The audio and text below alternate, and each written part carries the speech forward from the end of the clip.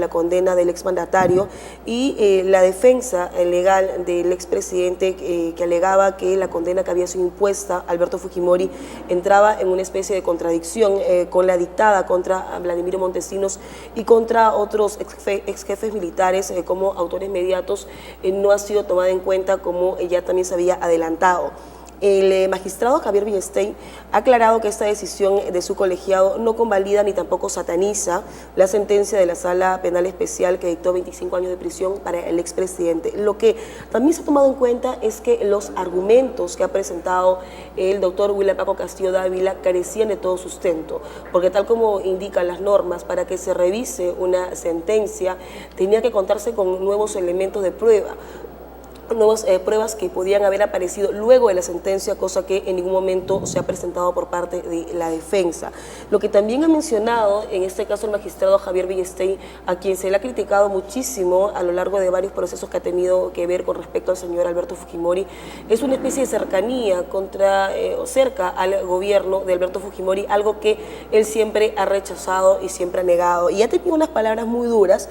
Él ha dicho que no es cierto que él sea fujimorista, es más, dice que él trabajó contra el fujimorismo. Lo que ha mencionado es lo siguiente: sería bueno que el Museo de la Memoria pongan los nombres de todos los caviares que trabajaron con el fujimorismo en piedras, que lo labren, es lo que ha sugerido este juez muy peculiar.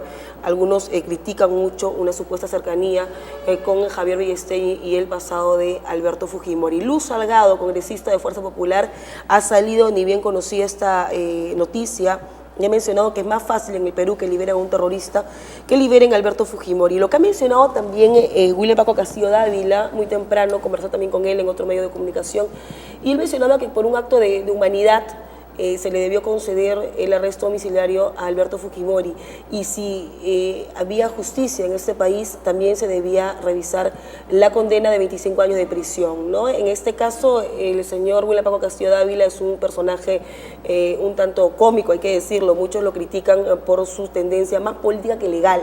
Él asume estas críticas, él dice que no le importa que inclusive en el propio fujimorismo lo comulguen con sus ideas, que él está convencido de la inocencia de Alberto Fujimori y no descarta la posibilidad de ir a instancias internacionales en caso se le niega aquí la posibilidad de salir en libertad. Lo cierto es que este pedido, que era una de sus últimas cartas que jugaba la defensa de Alberto Fujimori, de que se revise la condena, ha sido declarada improcedente, no solamente por Javier Villestein, sino por todos aquellos que constituían esta sala que está viendo este caso. Otro punto también que ha sucedido en este fin de semana son las críticas muy fuertes que ha tenido el ministro del Interior, Daniel Urresti. Él la semana pasada ha presentado a los agentes del grupo Terna, aquellos que van a combatir la criminalidad y aquellos que van a combatir la delincuencia.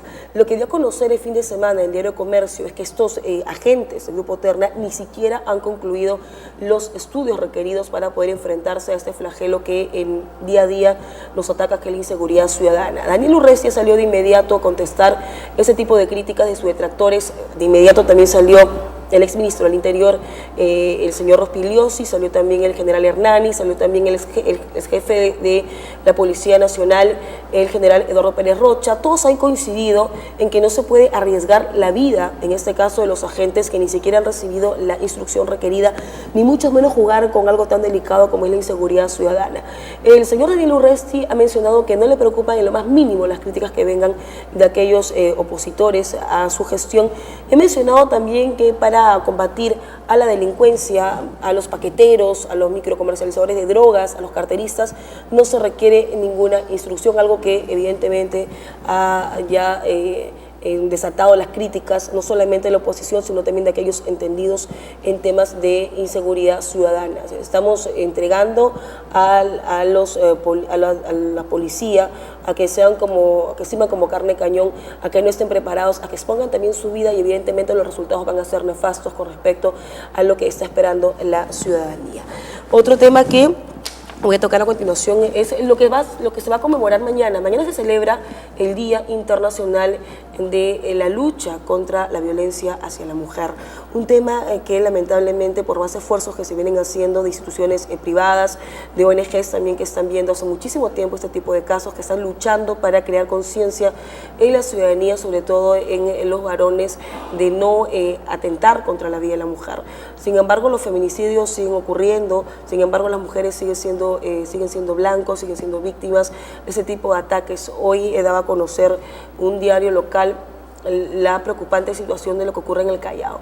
Muchas mujeres van a pedir garantías para su vida, acuden a la comisaría, acuden a la gobernación y luego lo que reciben es simplemente la indiferencia. Estas mujeres que han acudido ya previamente y han confiado en las autoridades, muchas de ellas terminan siendo víctimas de sus parejas, víctimas de estas personas que previamente la han estado acosando o la han estado violentando. Vienen a hacer un caso más de feminicidio, algo que tranquilamente se puede evitar. Me acompaña Estefanía Pomacagua, ella es representante de Flora Tristán y le doy la bienvenida. ¿Cómo está? Muy buenas noches. Muy buenas noches. Mañana es un día importante para ustedes y en realidad debería ser para todos nosotros para crear conciencia de lo que está ocurriendo.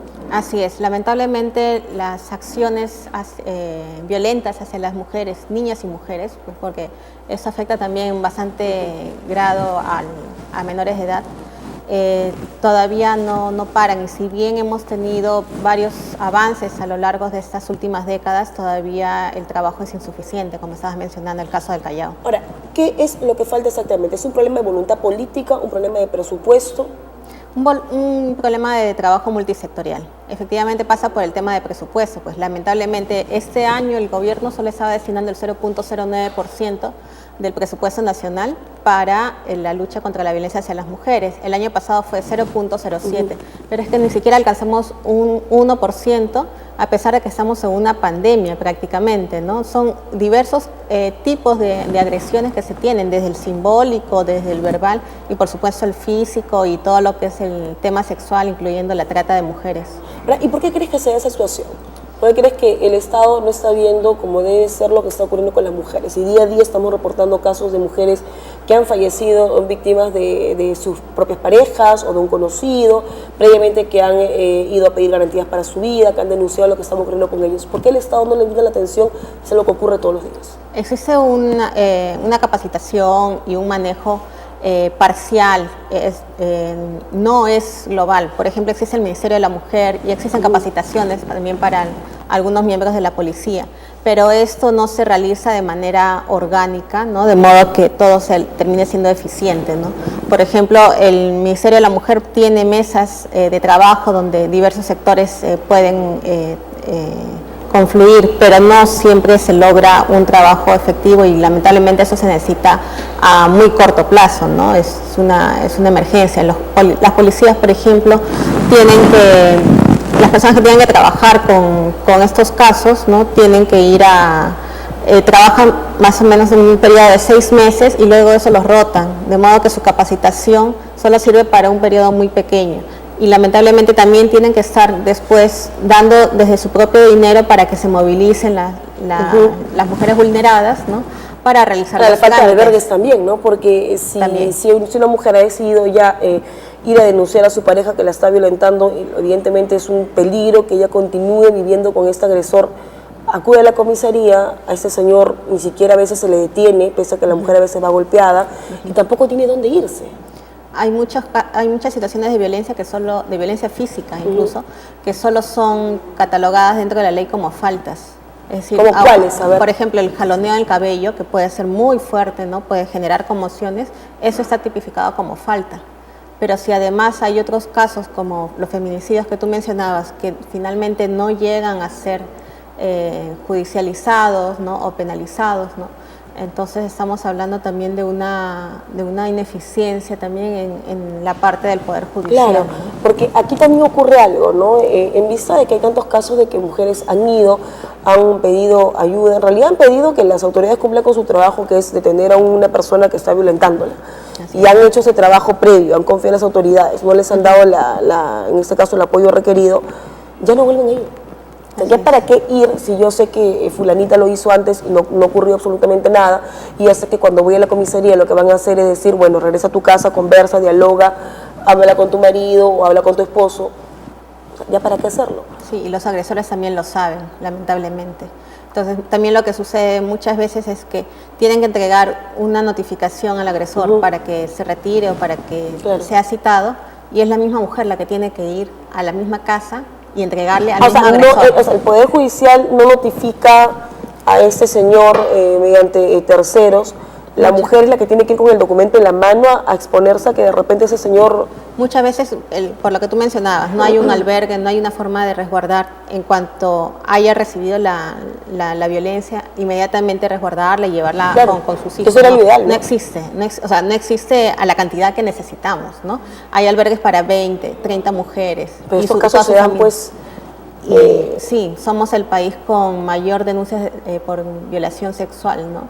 En toda América del Sur. Y estamos hablando de niñas también, básicamente, que están incluidas dentro de estas cifras que son tan lamentables. Sí, la violación sexual lamentablemente afecta al 75% de los casos es sobre niñas y adolescentes, ¿no?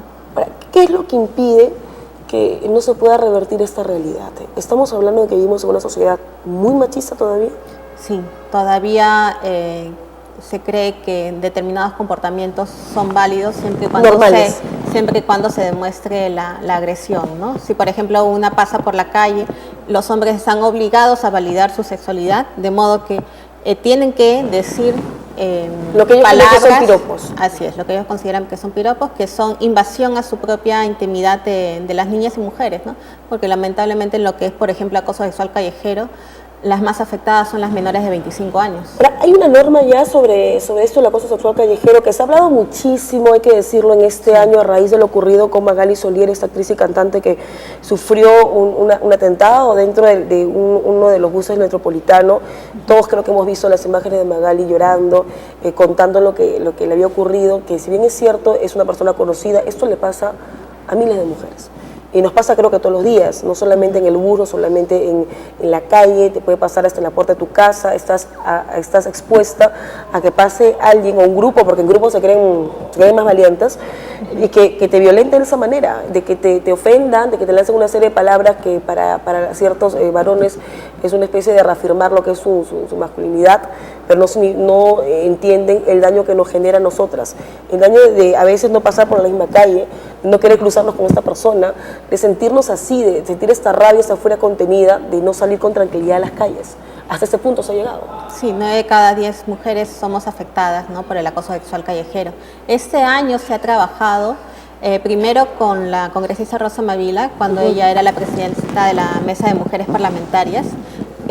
Con ella trabajamos tanto los ministerios y otras entidades del Estado como la sociedad civil, incluso colectivos que no estén formalizados también estaban participando, ¿no? Y se armó un muy interesante proyecto de ley donde incluía no solo el trabajo desde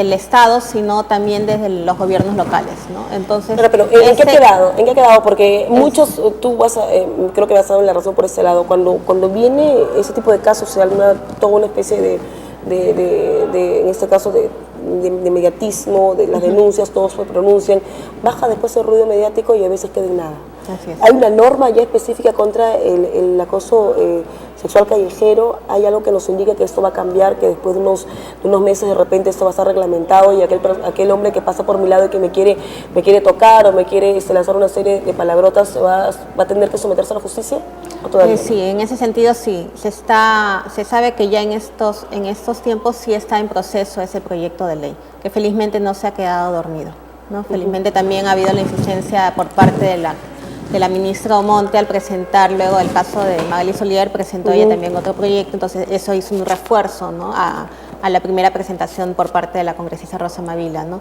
Pero sí existen algunas normas que limitan ese tipo de agresión, pero solo son puntuales, eso sucede en la municipalidad de Miraflores y en la municipalidad de Santiago de Surco, ¿no?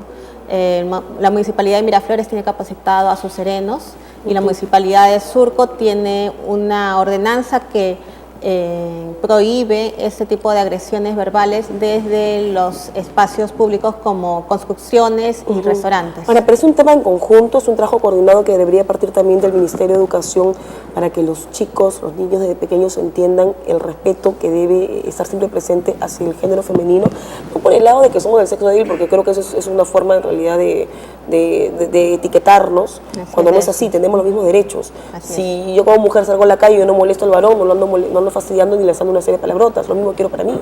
Sí, así es. O sea, no es una cuestión de subestimarnos, sino de tratarnos también tan ciudadanas como lo son los hombres. Y si me ocurre algo similar, tener en realidad el sustento legal para ir a denunciarlo y que este señor pues tenga una sanción requerida. Sí, así es. Sí. Bien, muchas gracias Estefanía Pamacagua, ella es representante de Flora Tristán y mañana ya sabe que se va a celebrar el Día Internacional de la Lucha contra la No Violencia hacia la Mujer, que esperemos en realidad sirva para cambiar de una vez por todas el pensamiento machista que todavía está presente. Y no es una especie solamente de discurso que tienen algunas ONGs como alguien puede de repente mencionar o cuestionar. Es algo que ocurre todos los días, las cifras están ahí. Serían buenos de repente que ingresen al Observatorio de la Criminalidad, pueden observar lo que le pasa a la gran mayoría de mujeres, los casos de feminicidio. No es algo que se hable sin sustento. Las cifras son tan frías que nos indican que algo ocurre en nuestro país y que los esfuerzos que se están haciendo de varias instituciones todavía no son los suficientes. Vamos a la pausa y regresamos.